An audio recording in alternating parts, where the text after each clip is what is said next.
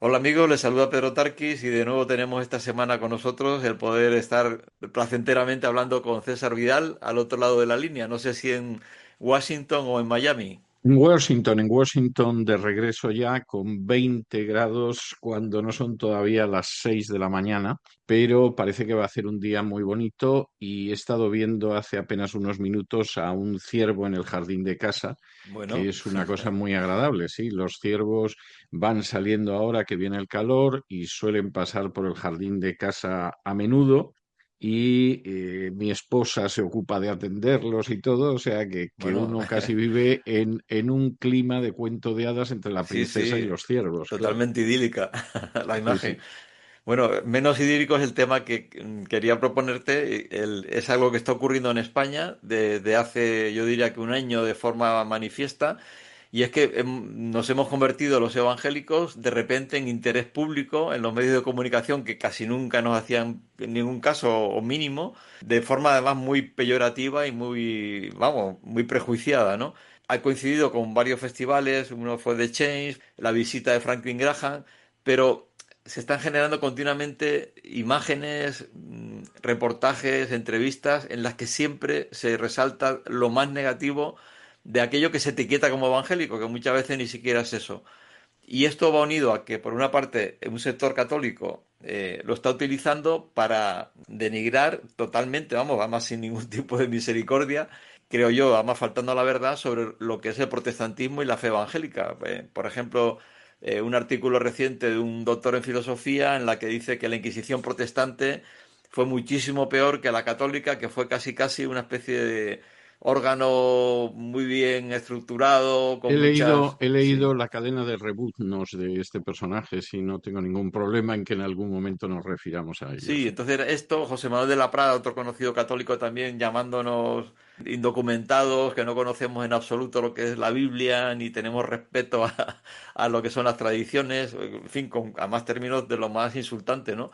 Ha coincidido además la visita del Papa, no sé si ha querido venir precisamente para hacer presencia católica frente al crecimiento evangélico. Entonces, desde este punto de vista del catolicismo más ultracatólico, vamos a llamar, ¿por qué se está produciendo este fenómeno? Bueno, vamos a ver. Tú sabes, porque además lo hemos hablado en privado en alguna ocasión, pero lo hemos hablado en entrevistas hace años, que este es un fenómeno que yo anuncié hace años que se iba a producir.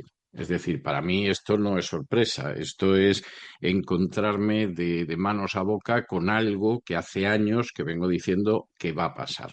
Hay un terror, auténtico terror, pavor, miedo por parte de la Iglesia Católica a que en España se repita el fenómeno que se ha producido en Hispanoamérica. Y es que de pronto una minoría perseguida, marginada, aislada, silenciada, como son los evangélicos, de pronto se produce un estallido y desplazan enormemente a la población católica en cuanto a peso, influencia, etcétera, y acaban teniendo además un peso y una influencia de carácter social y de rebote también político.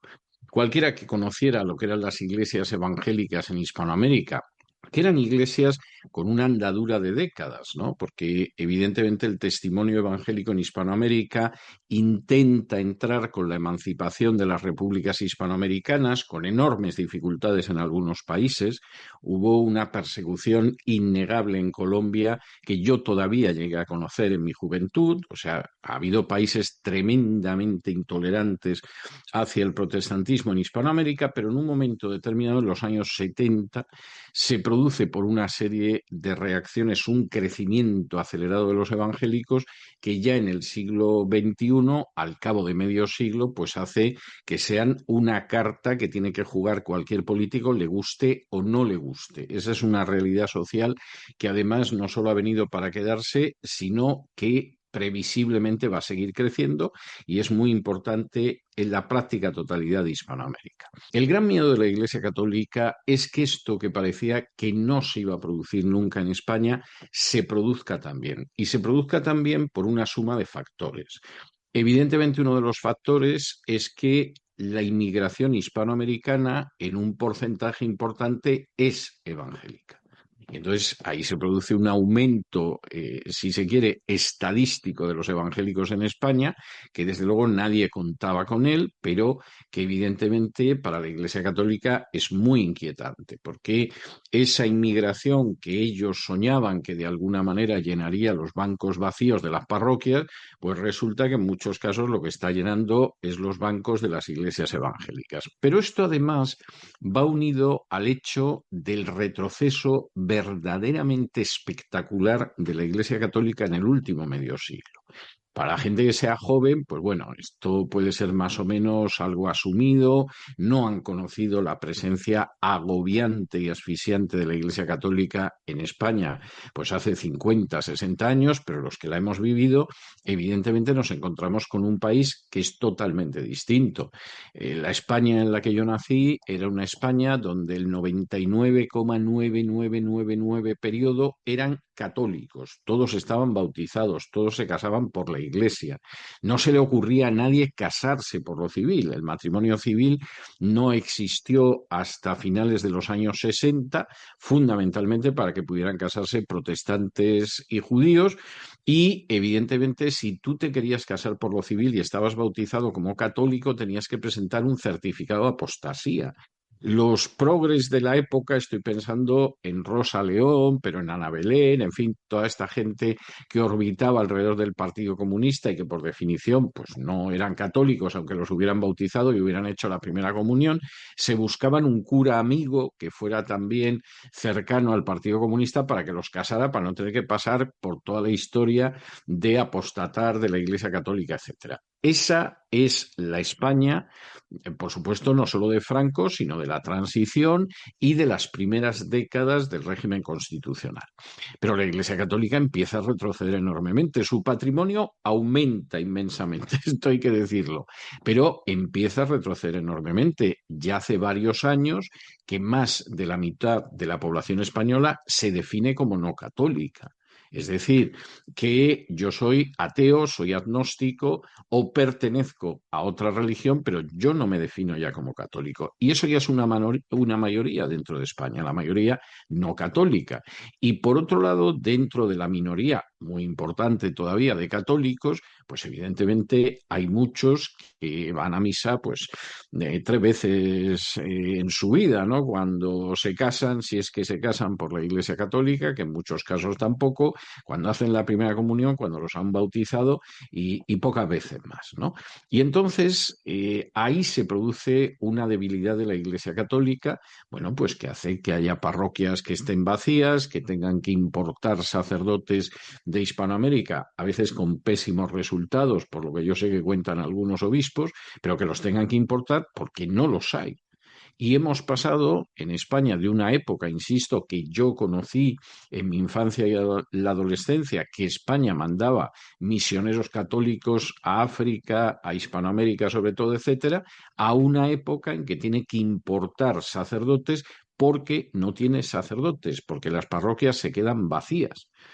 Y en medio de esa situación de retroceso galopante de la Iglesia Católica, insisto, salvo en el terreno de la economía y en el terreno de la política, bueno, pues aparece otro fenómeno que puede rivalizar con ello y que además, cuando uno mira el espejo de Hispanoamérica, es enormemente inquietante.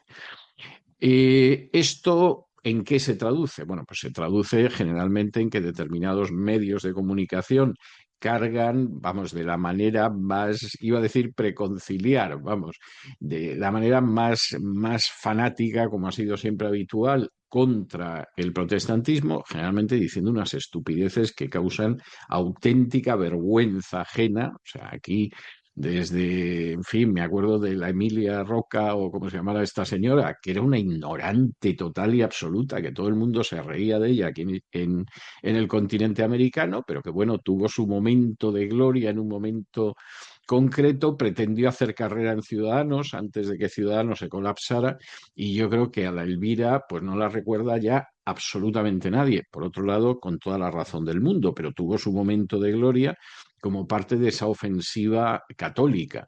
Juan Manuel de Prada es un inmenso ignorante. O sea, yo lamento decir esto. Luego Como escritor habrá gente que le guste más, que le guste menos. Yo creo que es un articulista notable, un poco grosero en ocasiones, pero es un articulista notable. Creo que como novelista es muy flojo, es enormemente flojo, aunque tuviera una gran ayuda al inicio de su carrera que le permitió hacerse con el premio Planeta, y es un personaje que en un momento determinado ha convertido el catolicismo en su plataforma de intentar tener por lo menos un cierto mercado de lectores. Gente que trabajó con él años y que eran católicos y con los que yo tenía bastante relación, me juraban y me perjuraban que Prada no cree absolutamente nada y que tiene de católico pues lo que tú tienes de lama budista. Es una persona que cada vez que entra a analizar procesos históricos demuestra una ignorancia tremenda y además una ignorancia típica de lo que a mí me tocó padecer en mi infancia y adolescencia, pues en los libros de texto en España, que eran absolutamente ridículos. Y cada vez que habla del protestantismo, demuestra que no tiene ni idea de lo que está diciendo. Y luego hay una serie de argumentos que salen continuamente con la idea totalmente goebbelsiana de que cuanto más se repita una mentira, pues acaba convirtiendo en una verdad oficial. A mí se me cae la cara de vergüenza cada vez que veo que hay gente que defiende la Inquisición. Entre otras cosas porque la documentación de la Inquisición es innegable. Es decir, hay un manual de inquisidores que se utilizó durante siglos, el de Eymerich, donde te dice claramente que la Inquisición ni está buscando reconciliar a la gente con la Iglesia, ni tiene ningún tipo de finalidad espiritual. La razón fundamental de la Inquisición, literalmente en latín, es ut metuam, que tengan miedo. Este es un mecanismo de terror y represión que lo que pretende es que la gente tenga miedo y no se salga del rebaño, pero que no se salga del rebaño no por educación, no por formación espiritual o por persuasión, por pánico. Y efectivamente así actuó durante siglos. Y hay autores católicos, incluso españoles, que no han tenido ningún problema en reconocer el papel nefasto de la Inquisición española. Antonio Tobar, que no era, vamos, nada sospechoso de ser un izquierdista, ni siquiera un liberal, pues él comenta cómo la Inquisición tiene la culpa del atraso científico de España. Y él señala cómo, gracias a la Inquisición, en España, las universidades españolas, a inicios del siglo XVI, dejan de comprar libros. Y Felipe II convierte a España en un Tíbet cultural, lo que fue un desastre, porque científicamente nos quedamos descolgados y en buena medida seguimos descolgados. Y esa es una realidad objetiva. Como es una realidad objetiva lo que eran los procedimientos de la Inquisición. Yo cuando oigo que dice que era garantista, que era legalista, yo digo, esta persona o es un embustero de la peor especie o es un ignorante. La Inquisición no te otorgaba ningún tipo de garantías. De entrada, te detenía y no te decía por qué te detenía. O sea, una de las primeras garantías procesales modernas, que todo el mundo lo sabe, que es que te dicen, está usted acusado de un robo, está usted acusado de asesinato, está usted acusado de una violación. La Inquisición lo primero que hacía era guardar un silencio absoluto sobre aquello de lo que estabas acusado. A continuación, te sometía a tortura, que era espantosa. Y, por supuesto, como no sabías de qué te acusaban y te iban interrogando y te torturaban, lógicamente la gente se desesperaba. Además, inmediatamente lo que hacían era confiscarte tus bienes, lo cual es tremendo la situación para la familia. E incluso en las causas que no acababan, por ejemplo, con la muerte de la persona o con penas graves, esa persona quedaba para la perpetuidad, no solo él, sino incluso sus descendientes, absolutamente estigmatizada. O sea, se convertía en un paria. Y la gente que se suicidaba en las cárceles inquisitoriales, que tampoco es que la cosa estuviera fácil, pero claro, se veían venir lo que tenían por delante, pues no eran pocos y los testimonios están documentados. Y además es una institución que funcionó durante siglos. Y empezó en la Alta Edad Media y sigue matando gente hasta bien entrado el siglo XIX. En España, el último ejecutado por la Inquisición, que era un cuáquero, que se llamaba Cayetano Ripoll, lo ejecutan muy bien entrado el siglo XIX, después del trienio liberal, en la década de los años 20 del siglo XIX. Entonces, la Inquisición, que ha practicado la represión, la tortura y el asesinato por razones ideológicas durante más siglos, porque no hay ninguna otra institución que haya durado tantos siglos en la práctica de la represión, la tortura y el asesinato, la ejecución por razones ideológicas, nos quieren contar que era garantista y legalista. Bueno, vamos a ver, la Gestapo era un grupo de caballeros comparado con lo que era la Inquisición. Y esto puede sonar terrible, pero es así y además está documentado. Cada vez que yo veo justificar esto me pongo enfermo. Pero hay otra cuestión y permíteme 2 minutos Sí, para mencionarla. En esta entrevista de este sujeto, que yo no sé si es que es muy aficionado a consumir estupefacientes o qué, para decir las barbaridades que dice, hace una mención a las inquisiciones protestantes. No ha existido jamás una Inquisición protestante, ni siquiera ha existido jamás, a pesar de que no fuera un gran modelo de tolerancia, una Inquisición ortodoxa. La Inquisición es una institución históricamente única y exclusivamente católica. Y además un tribunal de carácter religioso. Ese tribunal no ha existido en las iglesias ortodoxas y no ha existido jamás en las iglesias protestantes. Y de hecho, en la misma entrevista dice que, claro, que es que no quedan huellas. Hombre, no quedan huellas porque nunca ha existido. Esto es como la persona que en un momento determinado te quiere convencer de que los extraterrestres están viniendo por la Tierra como si fuera Marbella todos los días y cuando le dice, bueno, ¿qué pruebas hay de esto? No, las han destruido. No, mire usted, un historiador se basa sobre la documentación que hay. Usted está diciendo unas barbaridades totalmente desacreditadas, que forman parte de la peor apologética católica. No me diga que esto lo ha descubierto usted cuando en realidad no existe ninguna documentación que apoye eso y usted la conoce como, utilizando la bola de cristal, ha visto todo esto.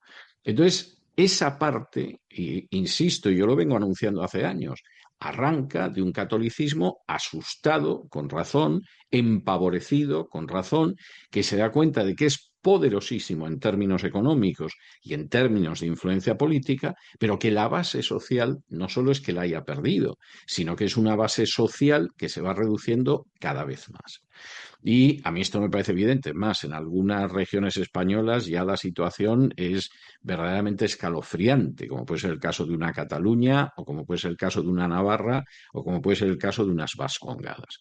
Eso por ahí, y ese es ese lado. Creo que también hay otro lado que está más relacionado con la izquierda y que si quieres, pues podemos hablar también de sí, él. sí, porque ahí también, curiosamente, estamos como metidos entre dos frentes, ¿no? El frente de la izquierda, efectivamente, los medios vinculados a la izquierda han hecho continuamente reportajes, siempre sacando la parte más negativa. En algunos casos hay que reconocer que es cierto, aunque a veces estas imágenes son de grupos que realmente no son aceptados como evangélicos por nosotros, los propios evangélicos, otras veces se distorsiona, se exagera. Se vincula también mucho, por ejemplo, la avenida Franklin Graham con Trump, como que los evangélicos somos los neoconservadores, emisarios de Trump y la ola fundamentalista que está llegando aquí a España. Y además se vincula y se utiliza el que se invitó en un acto del PP de Feijóo y Ayuso a una predicadora también muy en la línea de milagros, sanidades, para decir que el PP está queriendo unirse con este fundamentalismo. Entonces, claramente creo yo que hay una intencionalidad política. No sé si tú también lo ves así. No, vamos a ver, hay un fenómeno que a mí me parece tremendo. Por regla general, la población española es muy ignorante sobre Hispanoamérica. Se suele mirar con un sentimiento de superioridad bastante discutible, pero hay una ignorancia tremenda. Pero hay una ignorancia tremenda en la gente de la calle. En el caso de gente interesada en controlar ideológicamente la sociedad, eso no es así. Igual que en el caso de la Iglesia Católica hay un miedo enorme al crecimiento evangélico en España porque saben lo que ha sido en Hispanoamérica, en el caso de la izquierda española sucede exactamente igual porque saben lo que es en Hispanoamérica. Y entonces aquí el temor es que, bueno, hemos vivido durante décadas en una situación de hegemonía de la izquierda que bueno, ha asumido que son el progreso, la luz, el avance social, la sal de la tierra, etcétera, etcétera, etcétera. Y esa hegemonía social, pues que teníamos, nos ha permitido disfrutar de gobiernos, de cuotas de poder grandes, etcétera, etcétera. Incluso hasta hemos ido creando sistemas educativos que educativamente son muy malos, pero que a la hora de ideologizar han resultado bastante instrumentales. Y entonces, de pronto miramos a Hispanoamérica. Y en Hispanoamérica nos encontramos con un fenómeno que es el mismo que contempla la Iglesia Católica con pavor desde otro lado del circo, pero que lo ve. Y es el fenómeno de que en un momento determinado las iglesias evangélicas van teniendo una enorme influencia social, precisamente por el hecho de que hay una población muy grande, que muchos países son un factor decisivo a la hora de decidir unas elecciones presidenciales y a ver si aquí se va a producir el mismo crecimiento y estos hispanoamericanos que nosotros pensábamos que por razón natural son nuestra clientela, de la misma manera que lo ha pensado la Iglesia Católica, resulta que no va a ser nuestra clientela e incluso a la hora de depositar su voto en las urnas va a ser un voto conservador porque son contrarios al aborto, porque son contrarios a la ideología de género, etcétera, etcétera, etcétera. Entonces, vamos a ver, a esta gente hay que denigrarla, impedir que crezca, etcétera, etcétera, porque nuestra clientela natural, y eso lo mismo lo piensa la Iglesia Católica que la izquierda, nuestra clientela natural nos la están quitando. Esta gente es nuestra y esta gente nos tiene que estar sometida. Y ahora resulta que llegan los evangélicos y no nos llenan las parroquias o no nos llenan con sus votos las urnas, pues verdaderamente estamos aviados. Y entonces, claro, al final la ofensiva viene por los dos lugares. Dicho esto, ¿el Partido Popular es cercano a los evangélicos? Ni lejanamente. Es decir, el Partido Popular en un momento determinado puede hacer algún gesto hacia el voto evangélico porque hay lugares donde tiene una relativa importancia. Y entonces, a mí me parece que es evidente, es decir, estamos hablando de dos fuerzas de enorme peso político y social que en un momento determinado tienen el temor de que en medio de una situación de crisis propia, y además crisis causada por sus propios errores, por no decir sus propias maldades, de pronto lo que consideran que es su clientela natural se marche. Y se marche, mira tú por dónde, como consecuencia del crecimiento de las iglesias evangélicas. Otro aspecto dentro del propio movimiento evangélico, de las iglesias evangélicas, aparte de la sorpresa de ser noticia, que antes no lo éramos, Sí, el cómo reaccionar, porque te encuentras con una serie de personas o iglesias que se identifican como evangélicas, que claramente no lo son. La Luz del Mundo salió hace poco un reportaje de La Sexta y la nombraban como evangélica. Otros grupos de estos africanos que llegan a España, Tibi Joshua, creo que es uno que vino, sí. que acabó condenado además por, en fin, una serie de abusos de todo tipo. Al no tener una jerarquía, cómo identificarnos, cómo acceder, cómo tomar posición, hay que aguantar este acoso y este insulto sin decir nada y seguir haciendo la buena labor que se está haciendo, o deberíamos tomar algún tipo de iniciativa de denunciar este trato que estamos recibiendo. Bueno, por supuesto, a mí me parece que es algo absolutamente indispensable y además poniendo los puntos sobre las íes de las razones de este acoso. Vamos a ver, lo que pasa que en algunos casos no cabe la menor duda de que los organismos que se supone que tendrían que tomar cartas en el asunto, pues son absolutamente inoperantes. Por supuesto que tendrían que responder y tendrían que responder de una manera clara y de una manera contundente. E incluso cuando en algún caso hay algunas personas que responden, bueno, pues generalmente te suelen decir que no muevas el barco porque entra agua y que estás más guapo callado en fin, y que eres muy controversial. O sea, no creo que te esté descubriendo nada al respecto, Pedro, porque además esto me parece que tú en ese sentido has estado en primera línea de fuego y porque efectivamente pues esa es la triste situación. Pero yo creo que claro que hay que responder a todo esto. Haciendo un paralelo con Latinoamérica, ¿también se produce? ¿Hay algún tipo de respuesta allí que podamos tomar como Sí, ejemplo, sí, bueno o claro. malo? No, no, claro que se produce. Lo que pasa que sí hay con mayor o menor acierto, porque depende de cada país y depende de cada episodio y todo lo demás, pero creo que hay unas respuestas muy claras, ¿no? En el sentido de usted no puede desencadenar este tipo de campañas de calumnia, ¿no? También tengo que decir, porque esto también me parece obvio, que el personaje de turno que va detrás de su minuto de gloria, pues denigrando a los evangélicos y haciendo exposición de una ignorancia histórica auténticamente pasmosa, por no decir profundamente maliciosa, pues luego al cabo de 2 días no lo recuerda nadie.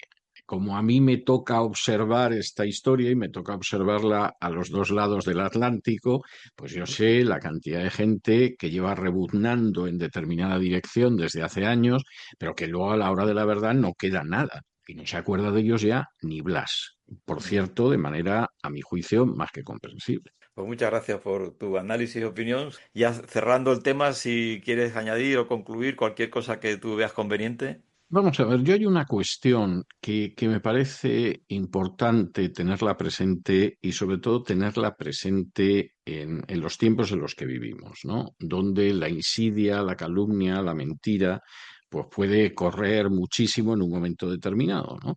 Y es el hecho de que no deberíamos realmente tampoco sentirnos tan afectados, ni tan dolidos, ni tan heridos por este tipo de cosas. Es decir, cualquiera que examine las bienaventuranzas al inicio del capítulo 5 del Evangelio de Mateo sabe que Jesús dice que os perseguirán por causa de la justicia y por eso sois bienaventurados. Y Jesús advierte que sois bienaventurados porque hablarán mal de vosotros y os calumniarán y dirán cosas falsas por causa mía, como hicieron antes con los profetas. De los profetas nunca se habla bien históricamente. Bueno, sí, ya cuando se han muerto, ¿no? Y entonces mencionas a Isaías, a Jeremías, pero históricamente la vivencia de los profetas siempre es la de personajes controvertidos, perseguidos, a veces con auténtica saña, y personajes que fundamentalmente son perseguidos por el hecho de que están diciendo la verdad y de que están enfrentando a la sociedad con una realidad que no quiere ver. Y Jesús dice, bueno, pues eso que es la historia de los profetas, que vosotros se supone que más o menos conocéis, es algo que todavía se nota mucho más en mis seguidores. Y efectivamente os calumniarán, dirán falsedades, os arrastrarán por el fango si pueden. Bueno, pues eso tenéis que asumirlo como un motivo de dicha, de felicidad y de bienaventuranza, porque tendréis recompensa por ello y porque además eso, si acaso demuestra algo, es que efectivamente vais siguiendo la estela de esos profetas que anunciaban a una sociedad que tenía que volverse al Señor y que si no se volvía al Señor, las consecuencias iban a ser muy amargas. Hay que intentar disipar la falsedad, porque efectivamente hay mucha gente inocente a la que daña esto, hay que arrojar luz al respecto, pero, por decirlo de alguna manera, no deberíamos tomárnoslo como algo personal, porque aquí en realidad lo que hay es una lucha espiritual, generalmente de fuerzas que no toleran la pérdida de poder espiritual que han tenido sobre una sociedad y que, por supuesto, reaccionan con una enorme agresividad e incluso con violencia. Pues muchas gracias por este equilibrio tan difícil, pero a la vez tan necesario que debemos hacer en todas estas cuestiones que estamos hablando. Muchas gracias también a todos ustedes por habernos escuchado hasta aquí. Se despide, como siempre, Pedro Tarquis, deseando que Dios les bendiga.